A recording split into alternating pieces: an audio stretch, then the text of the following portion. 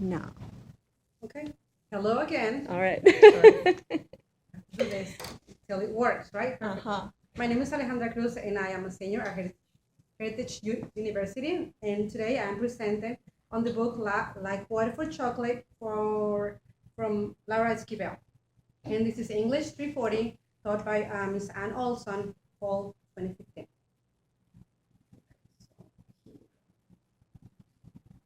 So about Miss Laura Esquivel. She was born September 30, 1950. So she's like my mother's age. I can relate. She's not that old, but she's not that young. She's just perfect age. In Mexico City, Mexico, she's married to Alfonso Arau, and he is a very well-known producer and actor. He's very well known in Mexico. So she was very lucky to marry him. Probably that's why she started making movies. Writing. She's a good writer, but she's like, how am I gonna make this in movies? And he was a really good help because he was just right there. So she divorced him in 1995 after the movie. Something went wrong, and she remarried with Javier Valdez. And then after that, after like White for Chocolate, she has done three more, different movies. Nothing like White for Chocolate, but I guess you're right. Sometimes you get lucky and you get a really good film like White for Chocolate. That didn't happen with the other two movies. But she's still a great author because she has tons of novels out there. Way too many. So parents Josefa Valdez, Julio Cesar Esquivel, who are Mexicans also. Education. This is one of the facts that really interest me. Like I was like, wow, really. She went to Escuela Normal de Maestros, and just to let you know what this is like high school. Yeah, interesting. That's what I was thinking. I was like, what? Really? So she was 18 and she was done with school. Pretty amazing, and she's a great writer. So there you go. So awards, she has Ariel, that's what we call it, award for best original screenplay in 1992, and I guess that's about it. She didn't have that many major awards after that. So that's Miss Laura Esquivel. Okay. About the novel. So we already know the author is Miss Laura Esquivel, and this novel was first published in 1989, so in the 80s. It's a baby of the 80s. The adaptation, which when it was made to a movie, was in 1992, and it had kept the name and everything. Was I think it's pretty cool because sometimes the names changed. Not happened to this one. This one kept the original name. The genre is a magic realism. We're going to talk about this a little bit later because I think this is really interesting. It's like dreaming, writing about the dreams, which I think sometimes can be really weird because nobody does that. It's a romance novel. Basically, that's the main point is the romance is the main protagonist, and is a fiction, kind of like if you want to see it that way, fiction romance. The main characters are Pedro Musquiz, I thought it was Pedro Muñiz, but it was Pedro Musquiz, Gertrudis, Tita, Rosaura, and Mama Elena. That's the family and the guy that used to be part of the family when he married the ladies. So overall, this is just an overall thing, for the book, for the story. Esquivel employs magical realism to combine the supernatural with the ordinary, like we were just talking. It's like a dream. When you are in a dream, or when you're dreaming, you feel like it's real. So you don't see things so hard. You don't say you're flying in your dream and you say, this is not possible. Why am I flying? You don't say those things. You're flying and you're really happy that you're doing it, not even thinking about it. That's what it's called magical realism because it's something magical, but the person feels that it's real at that moment. So that's why it's called like that. So it's the combination of that with the ordinary things that happens to us every single day. Like cooking. We're going to see a lot of cooking in this book. So the book is divided into 12 sections named after the months of the year. Starting with January, each section begins with a Mexican recipe. The chapters outline the preparation of the dish and ties it to an event in the protagonist's life. For example, when we are writing our diary, a personal diary, guys, it's not a diary, something else, we say, 4th of July, this event happened around that 4th of July. So we actually see the holiday, as a the point of view, like this is where everything happens during this time. So this is different for this book. It's like we were cooking, Christmas rolls when this happened. So it's taking the cooking takes the place of the main holiday or the main event. Instead of saying it was around Christmas, the author says it was around the Christmas dinner roll, which I thought that was interesting. It's different. Again, he was playing with that, and I thought that was really cool. So, and there's 12 chapters. It's just like a diary. She's writing, but as she's writing, she's including these recipes instead of actual holidays or main events. Everything that happens is around these main dishes. And she even gives us, recipes and everything. So the overall context, like Water for Chocolate is a popular novel published in 1939 by first-time Mexican novelist Laura Esquivel. Telling you, she got very lucky, marrying a guy that knew how to produce and how to do all these kind of movies. Good going, Miss Esquivel. So the novel follows the story of a young girl named Tita who longs her entire life to marry her lover. Yeah, it's like kind of like Romeo and Juliet kind of thing, impossible love and whatever. So Pedro, but can never have him because of her mother's upholding of the family tradition of the youngest daughter not marrying but taking care of her mother until the day she dies. Tita is only able to express herself when she cooks. That's why the whole recipe thing is like a very important theme throughout the whole book, because she is writing, she's not writing a diary, but she's writing a recipe book, and she is relating every little aspect of her life to every recipe that she writes, and the ingredients, like on the. So about the protagonist, Miss Tita. So Tita de la Garza, the novel's main protagonist, is 15 at the start of the story, but it doesn't say that. It says that a lot of things happen, while dinner, making these Christmas rolls, which, by the way, is in December. So she was born around this time, something else happened around this time, and so forth. So she lives with her mother, Mama Elena, and her older sister, Gertrudis and Rosaura, older sister, on a ranch near the Mexico-U.S. border.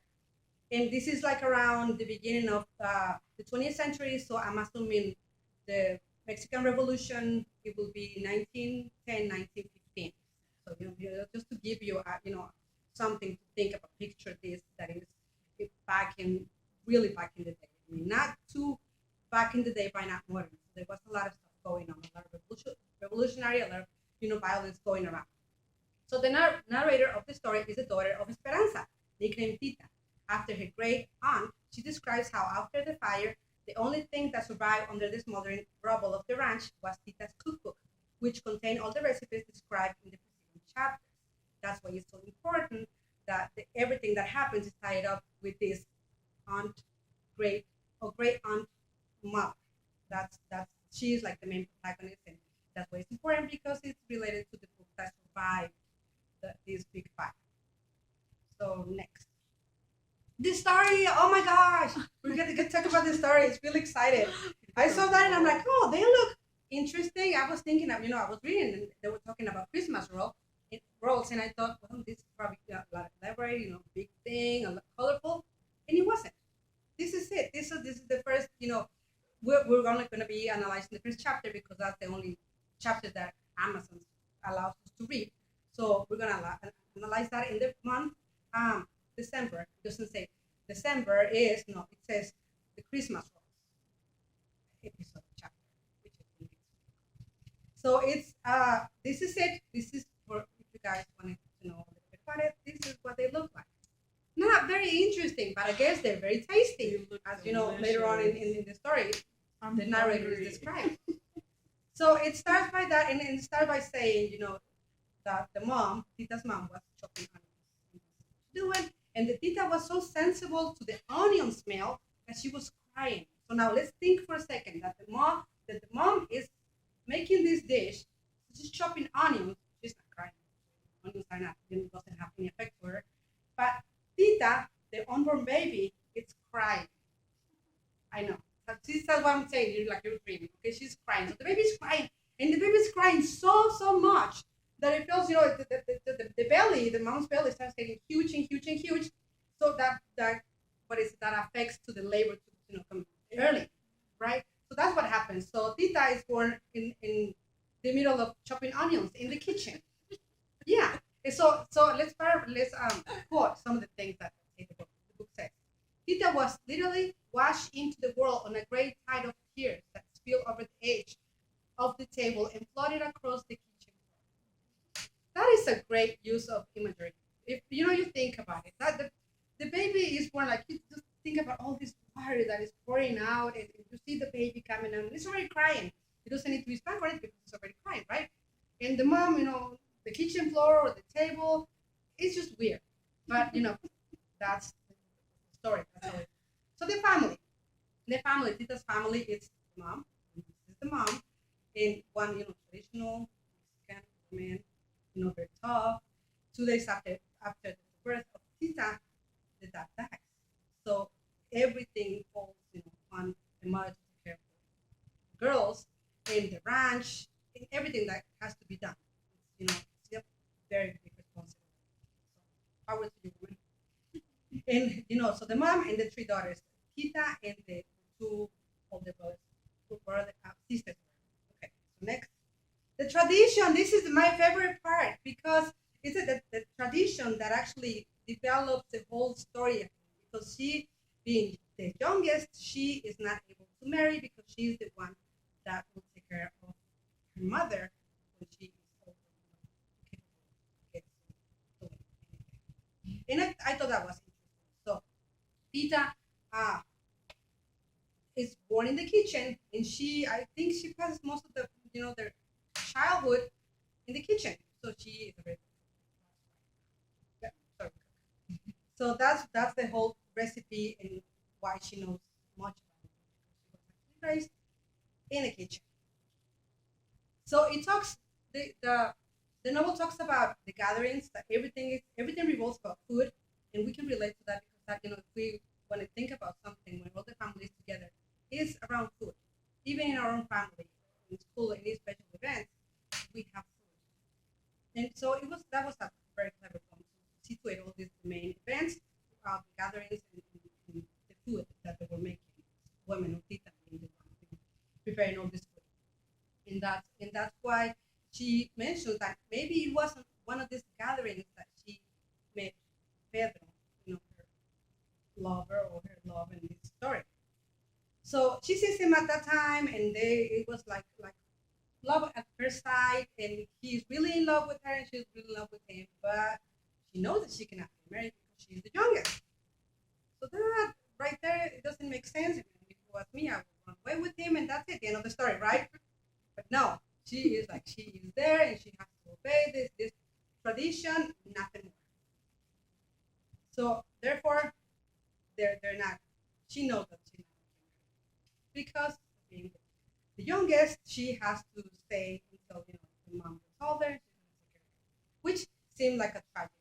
You know, the the only episode or the only chapter that we're analyzing is the first one, so we're not going to get further into the story. But I will tell you that reading this chapter raised to me a lot of questions. For example, the dialogue that they're using, you know, she says to her mom, she knows about this tradition that she has to stay with her until she dies, and then she can do whatever she wants in her life. She says, but in my opinion, and the mother says, you don't have an opinion. Okay, so she doesn't have an opinion, and she doesn't have any support from the sisters because they're not in that position. She's the only one. Sorry, honey, we're getting married. And if you leave or do something stupid, we're gonna be the ones carrying, the you better, stay here, come down and deal with it. Sorry, that's just your luck. That's what happened. So there's no support whatsoever, nowhere. So she has to, so in my opinion, but you don't have an opinion, I think it was very interesting because it was actually very true. She didn't have to say anything. No support or nothing. She was just by herself in that situation. So, but it also says in the book that still Tita did not submit. Doubts and anxieties ran through her mind. So I'm going to read a little bit from the page 11. And I thought it was very, very interesting because she was thinking and she was analyzing, using a lot of rhetoric and all that. And I'm like, wow, and then more, actually, more thoughts came into my head when I was reading about it. Oh, but there's more to it. I can think of more situations that this can be actually replaced into. For example, she says, um, still Tita did not submit. Doubts and anxieties sprang to her mind. For one thing, she wanted to know who started this family tradition. Who did it? Hey, let's blame somebody here, right? And they said she wanted to know who started family tradition. It would be nice if she could let that genius know about one little flaw in this perfect plan for taking care of women in their old age. If Tita couldn't marry and have children, who would take care of her when she got old? Was there a solution in a case like that? Or are daughters who stay home and take care of their mothers not expected to survive too long after the parents' death? And what about women who marry and can't have children? Who will take care of them? And besides, she'd like to know what kind of studies had established that the youngest daughter had not, and not the eldest, is best suited to care for their mother. So she was thinking about all this, yeah, I'm going to analyze my situation. I mean, I want to know more. But there is no, you cannot go to the library and figure it out. What are you going to ask? You said, no, it's no. So while I was thinking about this, I was thinking also, okay, so let's think, outside the box for a second. So what about if the mother dies and the dad is the one getting old? I mean, is there a youngest boy that is supposed to, carry on with taking care of the dad? I mean, was it only like for women, or it's because she was a widow that tradition applied? It didn't matter. You know what I mean? What was it? Anyway, so it was only a female thing or a male thing. He doesn't say. So we just can assume assumptions about what happened. So another one.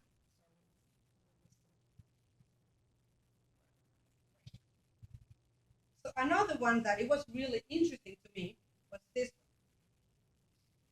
He says, "Allow me when the guys go, the boyfriend, the lover goes to ask for Tita's hand in marriage. The mother says, allow me to suggest my other daughter, Rosaura. She can marry you. And now I have a daughter, and I don't see myself offering my daughter just, say, let's fill in the blank right there because, I don't want to live without nothing. It's just in my head. It doesn't, I just don't, process that thought, not even for a second. She's married whoever she likes. And she, something like this. Allow me to suggest my daughter Rosaura. To me, it's crazy. But I don't know. Maybe she really wanted Tita. Because, if Tita got married, then she couldn't have Rosaura taking care of her. But now, no. It has to be Tita because she's the youngest. It's just the perfect excuse. This tradition was just perfect. And Tita was a really good cook. And she was really nice. I don't know about you guys, but if I get old, I want somebody that cooks really good. But besides the day I die. That is one thing I'm gonna make sure. Somebody better be there. I don't want to eat. Those nursing homes right there, the cooking is not that good. So I don't know about that. And then, oh my gosh, this is like the most incredible line in the whole first chapter. When Pedro says to his dad, because his dad is asking him, after the whole, yeah, I'm gonna marry Rosaura, it's fine. And so they go out, and the dad is like, Pedro, what happened here? I thought you were in love with Tita, and now you just accepted to marry Rosaura, the older sister. I mean, what up? What's up with that? And then he said, well, when you are told there is no way you can marry the woman you love, and your only hope of being near her is to marry her sister, wouldn't you do the same? No, that's just gross. No. No, yeah. So I like this guy, and I really want to, be with him. But he's already married, or he's already, have things to do. But I can marry his brother. I mean, we kind of look alike, and they kind of have like the same jobs. No, that doesn't work like that. So that was one of the things that got me thinking, reading and analyzing this. Even though it had a lot of cooking and a lot of recipes that kind of like distract you a little bit from the story, I think it adds flavor to the story because it's telling you that this every little thing that happens is related to one main dish that she knows everything about. She's going to tell you about it. For example, like in page 17, the making of the liquor, and it's something about peaches liquor, something like that. But it tells you the whole recipe. You can follow the whole page. It's about how you make this. And it's 24 hours to loosen the skin. Next day, peel, crush, and step into hot water. It's just crazy. Like you can actually read it and you can actually try to make some of this. I think that would be very interesting. Anyway, so in my opinion, these were like one of the main points, one of the themes that moral issues, kind of really weird dialogues going on here, and I believe that with little dialogues, little things that they say here and there, it said a lot, meant a lot. It tells you a lot about the characters that they're being portrayed here. Because when you ask, "What in my opinion," and then somebody says to you, "You don't have an opinion," but then you know what's going on, who's the powerful, who's the powerless, without saying, without talking, for 2 3 pages, you already know what's going on. So that's it. That's my little analysis for the book, and we're going to post this PowerPoint. You guys will get to see it. We're gonna give you guys the link for the first chapter, so you guys get to read it, and we're gonna post the questions. And I think that will be it, guys. I hope you guys liked it and respond to it. Sorry, it's just one chapter. I know it's really, if you guys want to read it, go ahead. Or see the movie. Yeah, so go see the movie.